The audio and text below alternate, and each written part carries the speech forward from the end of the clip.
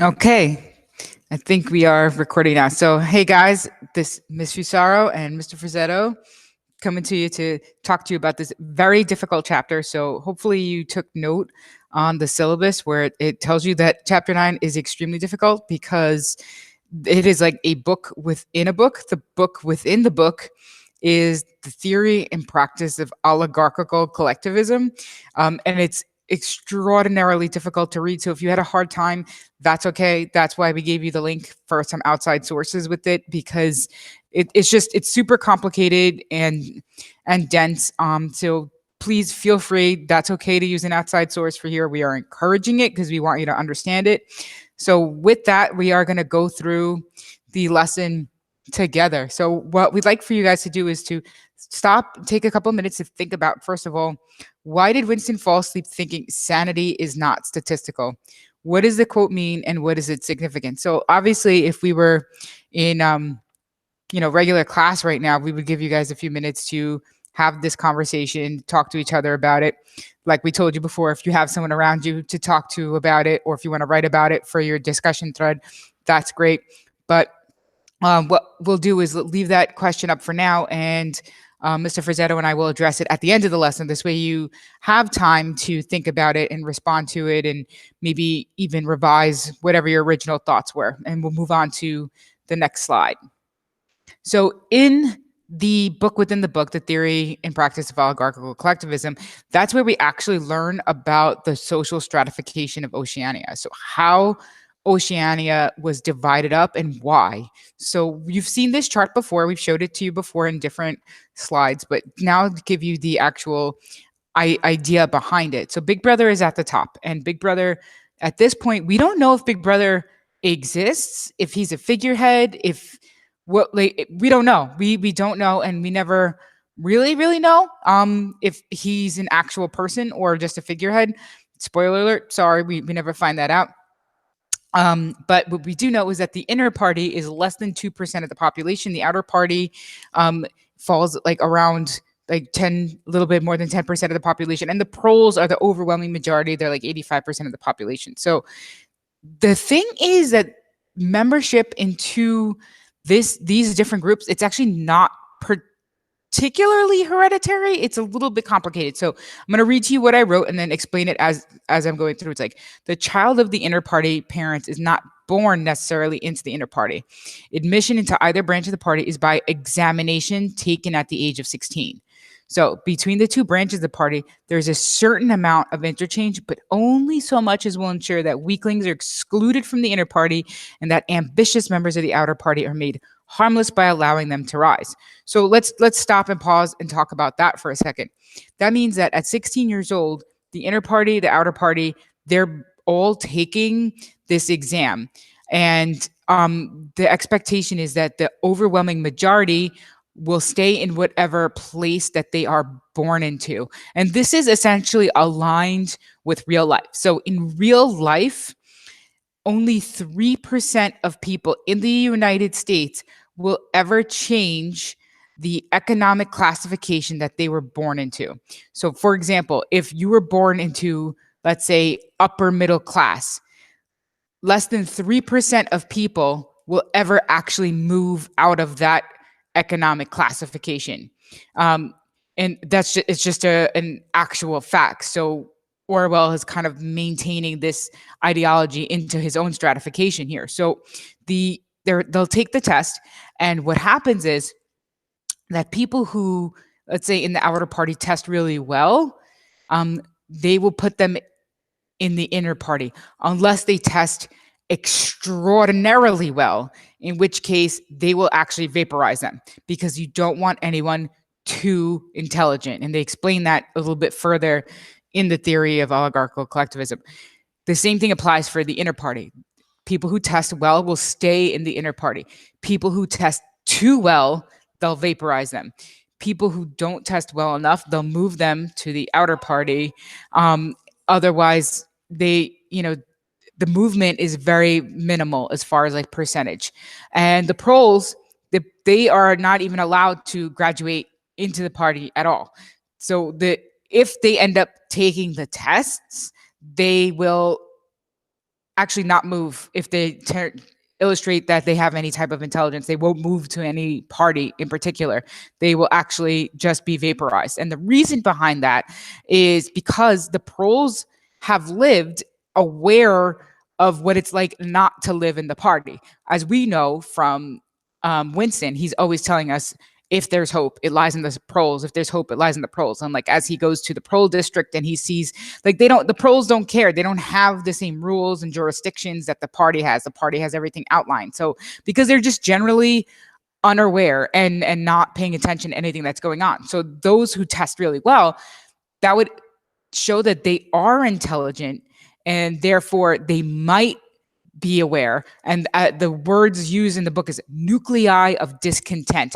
So if they're smart enough to realize that the life they were living was freer than the life that they would be given for being more intelligent, it's just easier for them to get vaporized. So that's what they do. They just vaporize intelligent proles altogether. What does vaporized mean? Great question. So this is a super debate. Vaporized means one thing for sure that it means is that they brainwash you to the point where you love Big Brother. 100% it means that. Does it mean that they kill you afterwards? That's the giant question mark. And we will address that later on when we actually finish the novel. So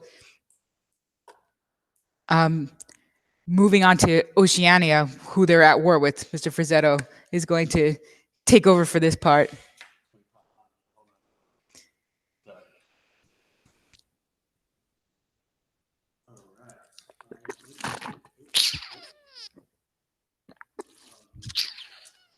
Okay. So, at this point in the novel, Oceania, I always struggle to say that word, is at war with East Asia, whereas in the beginning they were at war with Eurasia, and we've seen that switch. Before that, Winston could recall when they were at war with Eurasia. He remembers the time where they were at war with East Asia. He remembers the time where they were at peace. And now it's shifted yet again to being at a war with East Asia, and the majority, or all of the population, as far as we know, aside from Winston, um, thinks that that's the truth, and that is the truth as it exists. Um, yeah, I mean, right? I mean, yeah, that's exactly it. Yeah. So they did in the Ministry of Truth. They actually, we know that means that they lie, and shifting that back and forth as far as that psychological manipulation, like the same way when we were talking to you guys about the flip grid, it's all part of that psychological manipulation. I keep muting so that we don't double up. Okay, so doublethink. Doublethink is something we address very early on, and as it says here, it's the power to hold two contradictory beliefs in one's mind simultaneously, and accepting both of them together. So it's like a paradox. I mean, war is peace, right? You're taking two ideas that kind of contradict each other and accepting them together as a truth. I mean, they both exist and they both have to exist. It's that same concept we brought up time and time again with in the early on, right? How is it possible when we did bring up that image of You want to share your screen? I'm gonna. No, it's fine. I'm just scrolling back mindlessly. Not a big Okay. deal. Okay. Because I'm sharing my screen. Okay. But really early on, when we were in the classroom, we showed an image of 2 + 2 = 5, and like how could that exist? It's these things that we know not to be true, and we kind of hold them together as being true, and it pairs with this as well. Like, I keep doing that. Pairs with the idea. Yeah. Let me stop sharing so you can. It's okay. It's just the image of the Oceania as at war with East Asia. What's happening? What am I doing? I've never done this. Yes, you could share your screen. Present now. Mm-hmm. Sorry, new to this.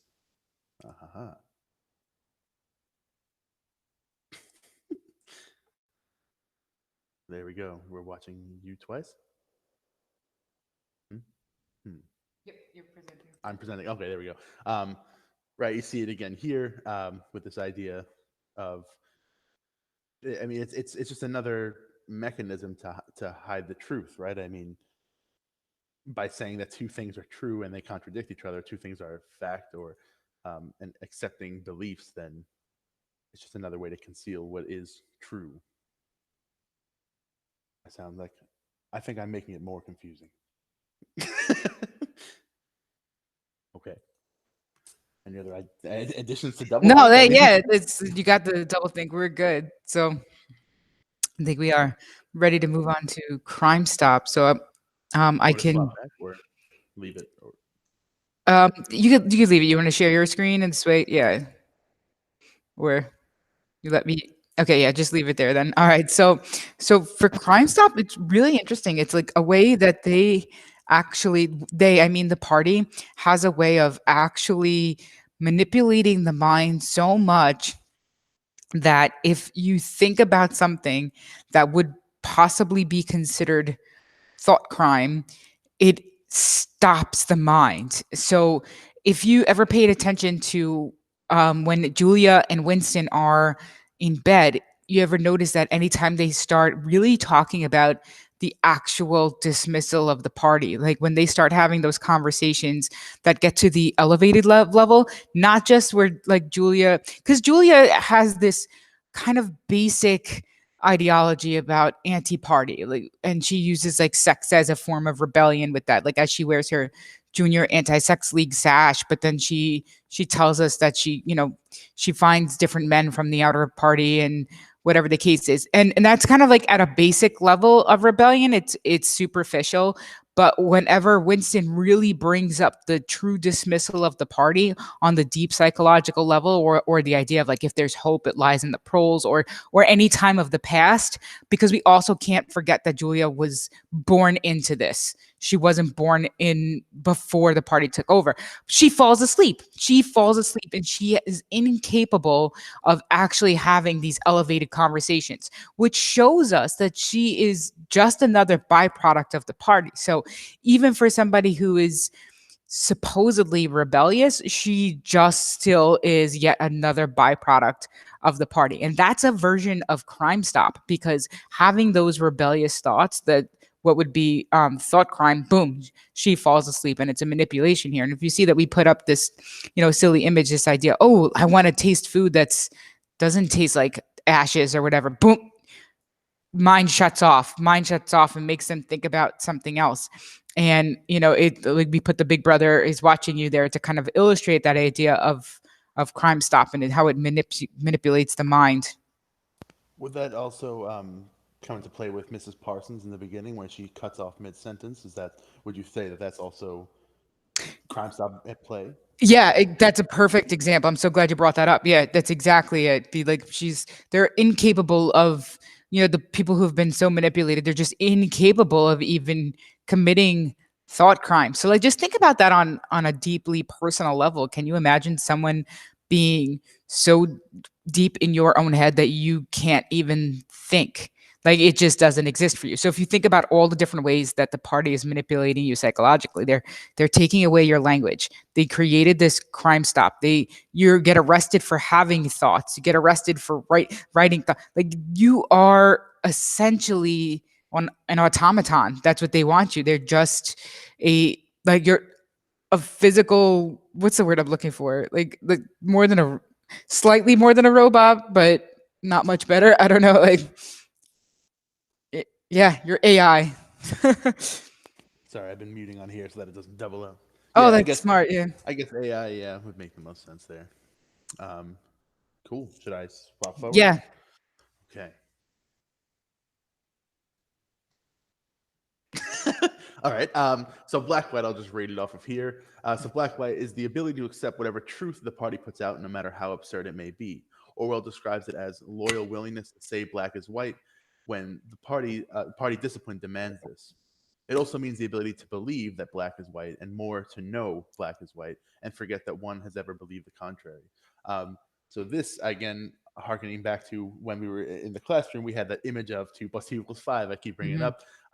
But it's just that if the party says that that is the case, that that is true, no matter what your beliefs were before, that is the truth now. You can no longer believe anything else. It's impossible to believe anything else. If the party says we're at war with East Asia when you know we were at war with Eurasia just a day or two before, well, that no longer exists. You are forced to believe only that, and you can only think to believe that. I mean, with the constant happening, with it constantly happening and news changing, you're only forced to believe that that is what it is. Yeah, and it's another way that the party is consistently trying to manipulate is this. It's doublethink. It's another form of doublethink, but it's just keeping your mind in a constant state of paradox, so that you can't ever possibly come up with anything rational because your brain is in a consistent state of circular thought processes. Like nothing can be what it is not, and nothing is not what it can be.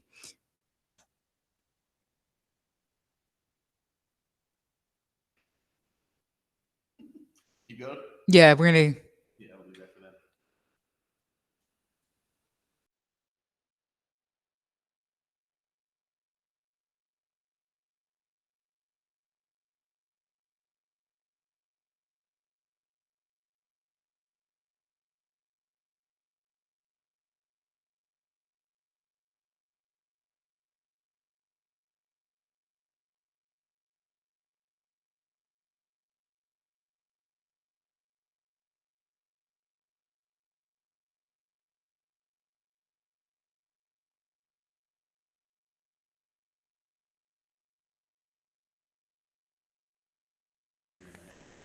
Yeah, so essentially, this is what. You know what? I think I'm muted.